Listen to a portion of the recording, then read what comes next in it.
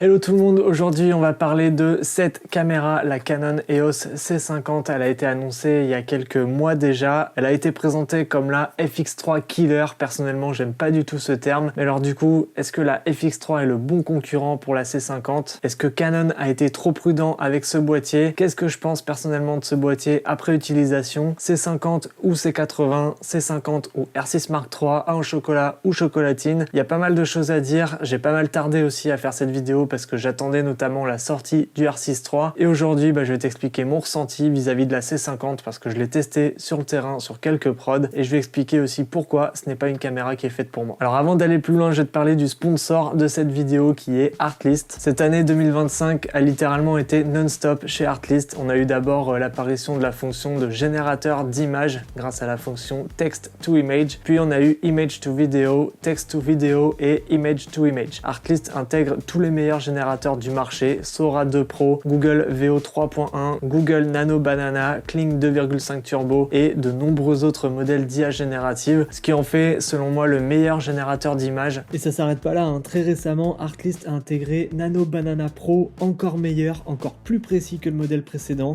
Google vient tout juste de l'annoncer que c'est déjà dispo sur Artlist, c'est dire à quel point ils sont réactifs. Le tout sur une plateforme qui regroupe des dizaines d'outils pour nous aider à produire du contenu. Donc on a toujours le catalogue de musique libre de droit. Personnellement, c'est quelque chose dont je me sers littéralement tous les jours. On a aussi les effets sonores, voice-over avec la possibilité maintenant de cloner sa voix avec l'IA et générer des voix dans quasiment toutes les langues. On a des luttes, des footages, des templates. Bref, c'est une plateforme hyper complète, un vrai outil pour tout créateur. Et en ce moment, tu peux bénéficier de 40% de réduction sur les abonnements annuels IA ou 20% de réduction sur l'abonnement annuel Max Pro, plus 2 mois gratuits supplémentaires grâce à la grande vente des fêtes d'Artlist. Donc profites-en, si jamais t'as pas encore d'abonnement sur Artlist, je pense que maintenant c'est le meilleur moment pour le prendre. Et pour ça, tu peux passer directement par le premier lien qui se trouve dans la description. Un grand merci à Artlist de continuer à soutenir la chaîne et nous, on va parler de cette C50. Bon, on a déjà tous vu les reviews des autres youtubeurs, donc je vais pas revenir sur les specs du boîtier. Je pars du principe que tu les connais déjà parce qu'il y a déjà des dizaines de vidéos qui en parlent. Ici, moi je vais plus m'attarder sur le positionnement de cette caméra, l'utilisation concrète sur le terrain, mon ressenti, tout ça parce que je l'ai prise sur quelques tournages et je vais te faire part de mon retour d'expérience car au final c'est ça qui compte. Les specs c'est bien, mais pour moi ce genre de produit mérite qu'on passe vraiment du temps avec pour se faire un vrai avis plutôt que de balancer une fiche technique comme ça derrière son bureau. Bon, du coup je vais commencer cette vidéo avec le ressenti global que j'ai eu vis-à-vis de ce boîtier. D'habitude c'est quelque chose que je réserve plutôt à la fin de la vidéo, mais là je préfère le dire au début et expliquer petit à petit pourquoi je ressens ça. En fait, j'ai le sentiment avec cette caméra que Canon a voulu jouer la sécurité avant tout et que peut-être que ça va finir par jouer en leur défaveur. On va pas dire que je suis mitigé vis-à-vis de ce boîtier ou alors que ce boîtier est mauvais. Au contraire, c'est même un méchant boîtier, mais à mon sens, ils auraient dû aller au bout de leur projet avec la C50 parce que je pense qu'il manque pas mal de choses pour réellement séduire le public le plus large possible. Et finalement, le mot que j'emploierai, c'est frustrant. Je vais m'expliquer tout au long de cette vidéo. Alors ce boîtier, c'est sûr, personne ne l'a vu venir. Il vient se placer sur un segment jusqu'alors très peu prisé aussi, dans le sens où on est sur un boîtier ciné dans une gamme de prix inférieure à 4000 €. Donc jusque là, il n'y avait rien chez Canon et en face, la concurrence est en train d'arriver timidement. Je pense à la FX2 de chez Sony, à Blackmagic et Pana qui sont là déjà, mais dont leur boîtier commence à dater. Donc en vrai, il n'y a pas énormément d'acteurs sur le marché et il y a de la place. Canon, pour je ne sais quelle raison, s'est mis en tête de vouloir éteindre la FX3, mais en fait, pourquoi faire? Moi, je suis pas certain que cet argument qui soit purement à des fins marketing soit la bonne décision à prendre. Ils savent très bien que les gens à la sortie de la C50 vont comparer directement le boîtier à la FX3 et sur quelques points la FX3 est encore devant la C50 alors qu'elle a 4 ans, donc je comprends pas ce positionnement et de mémoire moi j'ai pas le souvenir que Canon ait eu ce côté assez frontal en allant se mesurer directement à la concurrence. En général c'est plutôt un aveu de faiblesse de faire ça, surtout autant de temps après. Donc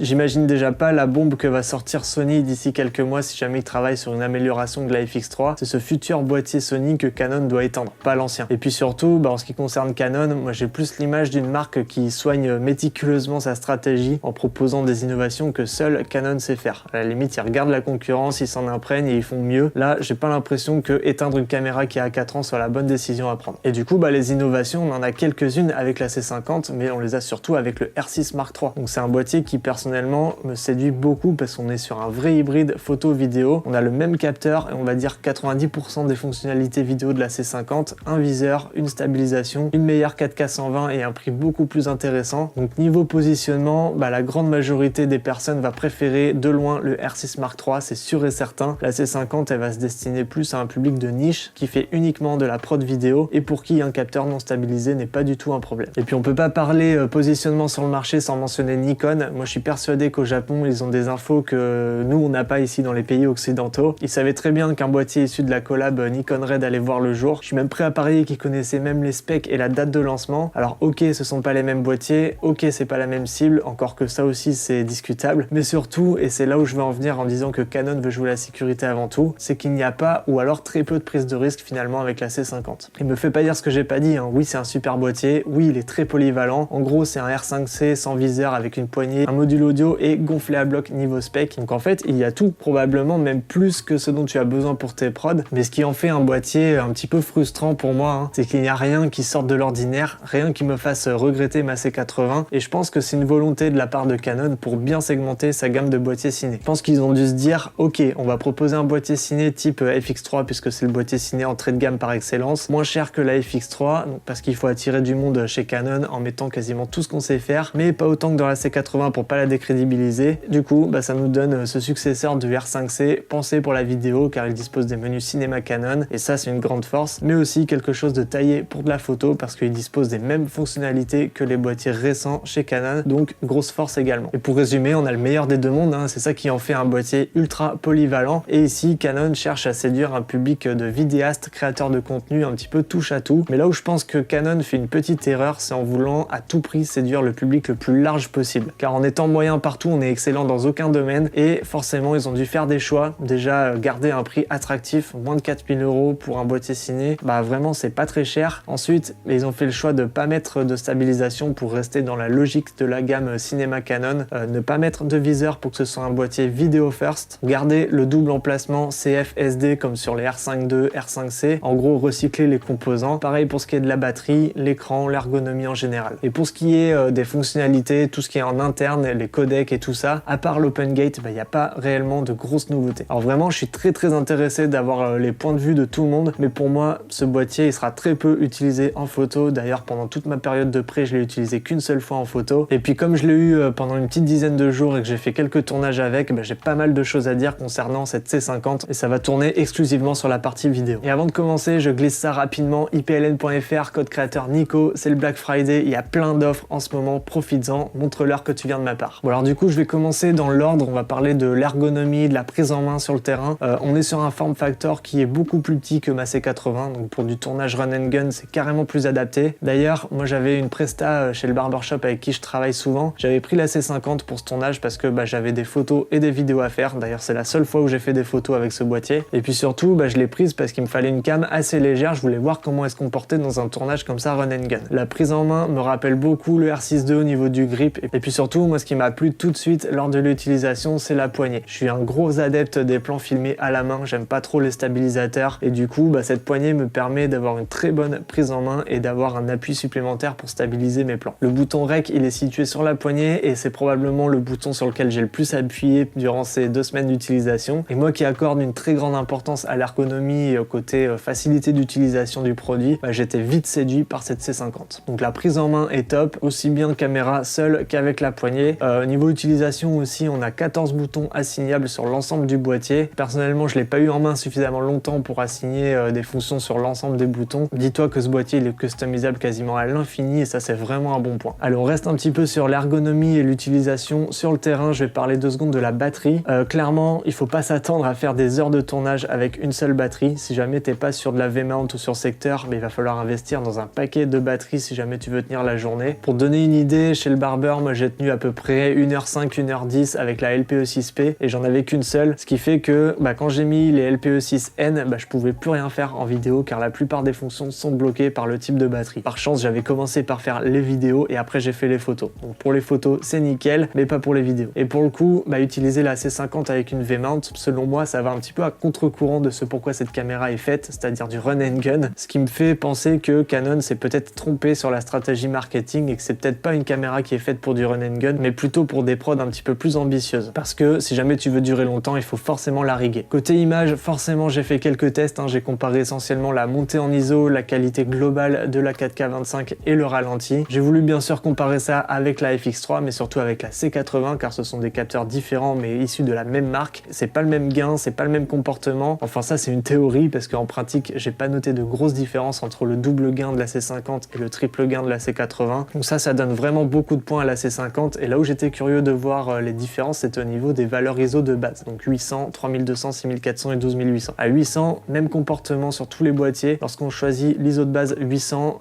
l'image est pour moi la même quelle que soit la caméra et même face à la FX3 pour moi il n'y a aucune différence. Par contre si jamais on choisit l'ISO de base 6400 et qu'on se met à 800 sur la C50, la qualité sera un poil moins bonne, c'est logique. Et pour arriver à cette conclusion, moi j'ai dû quand même zoomer à 400%, donc on est d'accord, quasiment personne fait ça. Pour ce qui est de l'ISO 3200, moi j'ai remarqué qu'il était de meilleure qualité lorsqu'on se met sur l'ISO de base 6400 par rapport à l'ISO de base 800 et comparé à la FX3 et à la C80 c'est vraiment similaire. À ISO 6400, donc la deuxième base ISO de la C50, le résultat est ultra clean je trouve, un poil meilleur que la C80 et pour rappel sur la C80 les valeurs de base sont 800, 3002 et 12008 et à ISO 12800 les trois boîtiers se valent, vraiment j'ai pas remarqué de différence même zoomé à 400%. Et tous ces exemples ils sont filmés en 4K25 avec des codecs équivalents mais par contre lorsqu'on passe au ralenti les différences ont commencé à se voir notamment au niveau de la qualité de l'image, elle est nettement dégradée sur la C50. J'ai oublié de la comparer face à la C80 sur ce petit test en studio mais sur d'autres exemples j'ai remarqué que la 4K120 était de meilleure qualité sur la C80 par rapport à la C50. Bon on va continuer à parler de l'image en elle-même mais cette fois-ci dans un environnement un peu plus de tournage. Les tests en studio c'est bien mais ça vaut quoi dans des situations dites compliquées, j'entends par là des situations de faible luminosité. Je t'affiche un petit comparatif ici, moi j'ai tourné exactement les mêmes scènes avec ces deux caméras. Petit jeu, dis-moi dans les commentaires laquelle de ces vidéos a été tournée avec la C50 et laquelle avec la FX3. Donc j'essaie de faire au mieux pour faire matcher la colo pour pas trop qu'on puisse deviner quelle caméra est laquelle et la réponse est à gauche la FX3 et à droite la C50. Si je viens zoomer sur les rushs, moi je constate que j'ai une meilleure qualité avec la C50. Le capteur dispose d'une meilleure résolution, c'est logique, d'autant que j'ai shooté quasiment l'intégralité des plans de la C50 en 7K Open Gate. Donc sur une timeline en 4K, on a ce confort là d'utiliser la partie qui nous intéresse pour le montage. Ce confort, on ne l'a pas avec la FX3 où on est limité avec la 4K classique et le seul plan où j'ai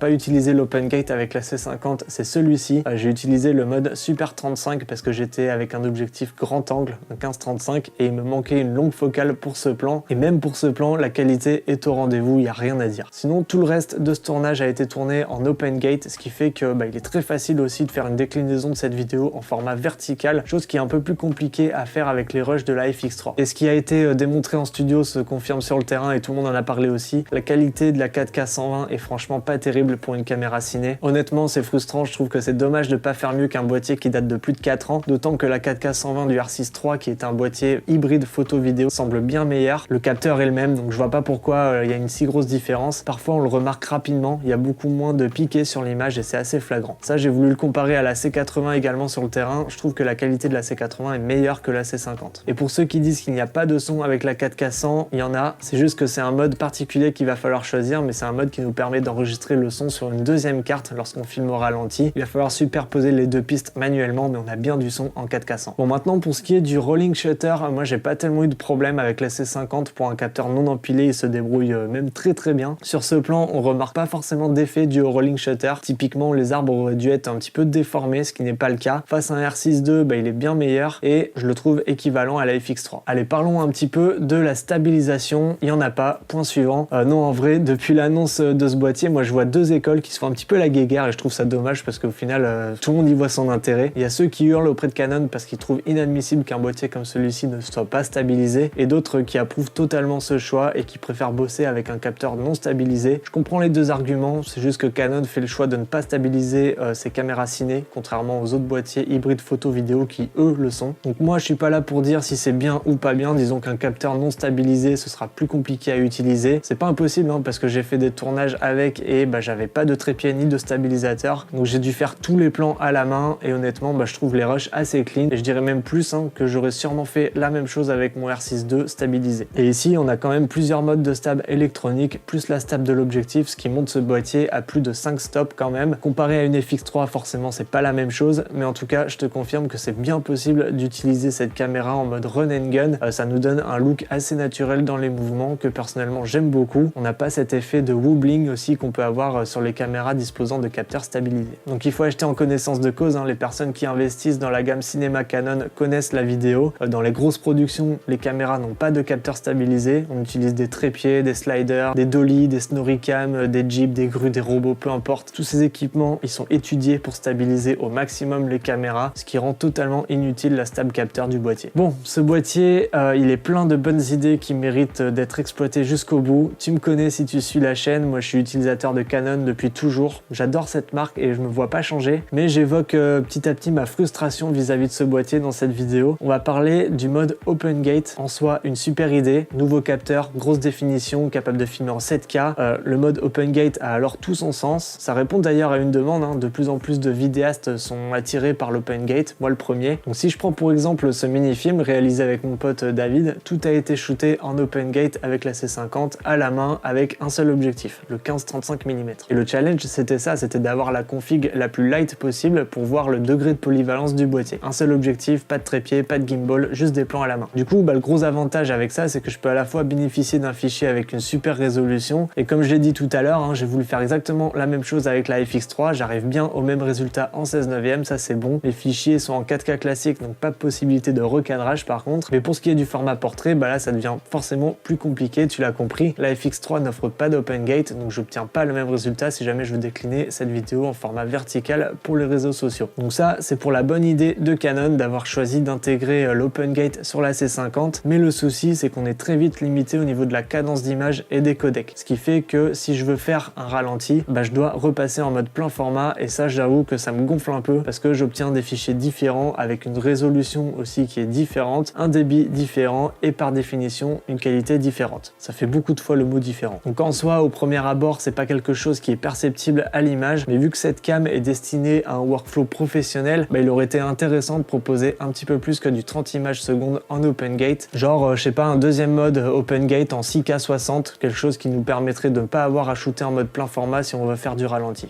Alors dans ce boîtier, il y a une pseudo-alternative, cependant, c'est d'utiliser le mode crop. En fait, si tu filmes un rush en format horizontal classique, tu as la possibilité d'enregistrer une copie de ce rush, soit en format carré, soit en format portrait. Donc moi j'appelle ça le mode crop, je sais plus comment il s'appelle. En soi, c'est une fonctionnalité sur le papier qui est hyper intéressante et qui, je pense, sera reprise par toutes les marques à l'avenir, parce que niveau workflow, c'est vraiment banger. Seulement, en l'état, je la trouve pas utilisable cette fonction. On va prendre pour exemple ce petit extrait, c'était lors d'une sortie en forêt, j'ai tourné ces quelques plans pour voir justement comment pouvait être utilisé ce mode, et du coup je me suis très vite rendu compte des limites de celui-ci. En fait, si je veux me concentrer sur mon cadrage principal, donc en 16/9, je fais automatiquement abstraction du mode crop. C'est comme ça, moi j'arrive pas à me concentrer sur les deux à la fois et c'est assez compliqué sur le terrain. Il m'a pas fallu longtemps pour la trouver, la raison elle est toute simple, c'est parce que ce mode n'est pas dispo en mode Open Gate. En fait, ce mode il aurait été parfait si on partait du mode Open Gate et qu'on avait la possibilité de choisir le framing à la fois en horizontal et aussi en vertical. Ça c'est un truc qu'on a sur les caméras d'action, donc pourquoi pas l'intégrer sur la C50, et c'est pour ça qu'en l'état je trouve pas utilisable ce mode. C'est parce que sur le terrain c'est assez compliqué de cadrer en fait. Ça nécessite de réfléchir à deux cadrages en un, à la fois en 16/9 pour composer son plan correctement, mais aussi faire en sorte à ce que ce crop 9/16 de ce cadrage soit également cohérent. Or sur cette vidéo c'est pas tellement le cas. Parfois je voulais faire des plans assez serrés sur des éléments, ce qui fait que la vidéo verticale qui en ressort n'a pas grand intérêt. Et lorsque je pensais mon cadrage pour une utilisation en vertical, donc en 9/16, je me retrouvais avec trop d'infos sur la vidéo en 16/9, donc pareil, c'est chiant. À la limite, en studio ou sur un setup fixe étudié pour les deux cadrages, ça a tout son sens, mais pour du run and gun,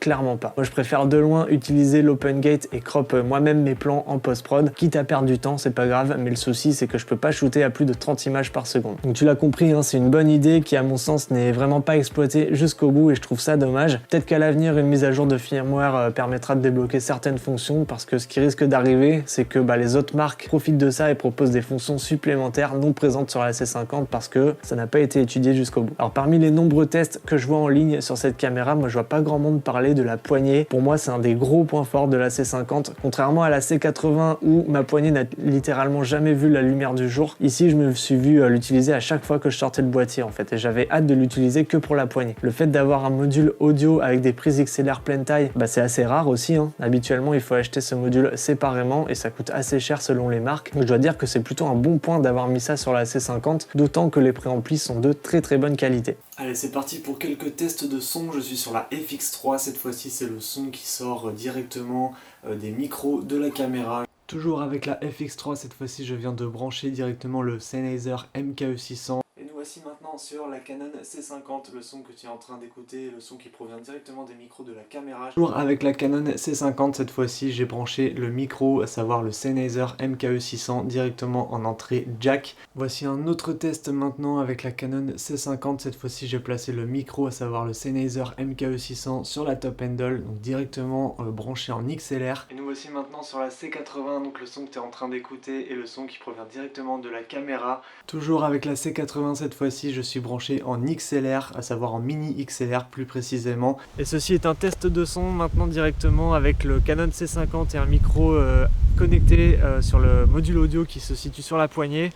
Le micro c'est un Sennheiser MKE600. Bon, du coup pour résumer, avec ce boîtier on est globalement sur du positif, même si dans cette vidéo j'ai pris le parti opposé. C'est volontaire, je voulais construire mon argument autour de ça, mais finalement après une rapide analyse du marché, on se rend compte que c'est une des meilleures caméras de sa gamme en fait, tout simplement. Il est normal, je trouve, de pointer les points négatifs quand on voit que Canon cherche à séduire le public le plus large possible. Il faut être un petit peu pointilleux avec cette caméra. Donc parmi les points positifs, on va résumer rapidement, on retrouve le form factor, la poignée, l'ergonomie, les boutons customisables qui font la grande force de ce produit. On a bien sûr le choix des codecs XF AVC, HEVC, RAW, tout ça avec des super résolutions et des super débits. Les professionnels de la vidéo seront tous servis aussi parce que on a toutes les métadonnées de dispo avec les fichiers. On a de l'open gate, la résolution en 7K, le fait que ce soit pas uniquement un boîtier vidéo mais un appareil photo avec un AF de dernière génération, le module XLR sur la poignée, la dynamique du C-Log 2, l'excellente montée en ISO. Petit aparté, mais Canon a enfin compris que le C-Log 2 doit être présent partout et moins faire de segmentation comme c'était le cas avant. On a la fonction horizontale verticale, même si c'est pas si ouf en vrai,